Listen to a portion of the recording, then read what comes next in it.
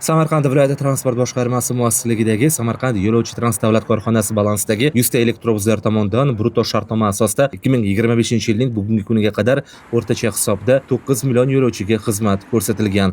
Bu haqda viloyat transport boshqarmasi tomonidan o'tkazilgan matbuot anjumanida bildirib o'tildi. Matbuot anjumanida qayd etilgandek, Samarqand shahrida tramvay liniyalarini ekspluatatsiya qilish direksiyasi davlat korxonasi ikkita yo'nalishdagi tramvaylardan joriy yilning bugungi kuniga qadar 1,5 million nafar yo'lovchilar foydalangan. Jamoat transportida avtobuslarning yangilanishi hamda xizmat sifatining oshirilishi natijasida Samarqand shahrida bir kunda 400 mingga yaqin yo'lovchiga transport xizmati ko'rsatilmoqda. Bu esa o'z navbatida xalqimizning jamoat transportiga bo'lgan qiziqishi ortib borayotganidan dalolat beradi, deydi soha vakillari. Anjumanda brutto shartnomasi asosida faoliyat ko'rsatayotgan tashuvchilar faoliyati, ularga qo'yilgan talab, tegishli xizmatlari uchun moliyalashtirish jarayonlari haqida ham so'z bordi.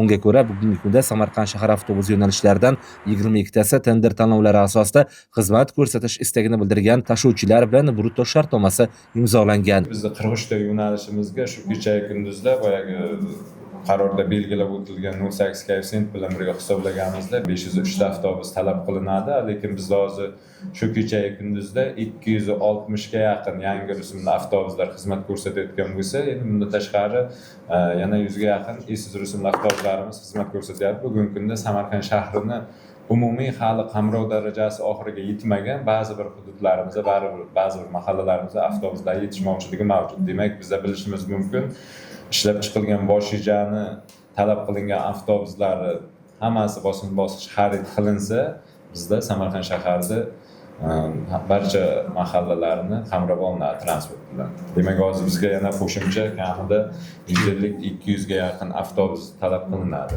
mahallalarga.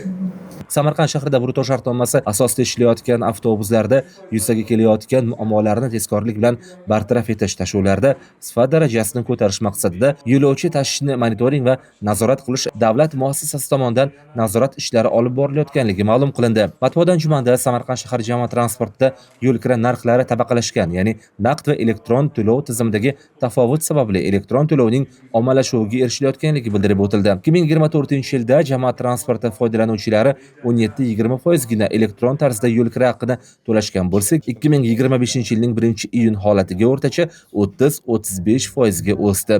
Bu bir vaqtning o'zida sohadagi yashirin iqtisodiyotning oldini olishga hamda jamoat transportdan foydalanish darajasining aniq miqdorini belgilashga xizmat qilmoqda.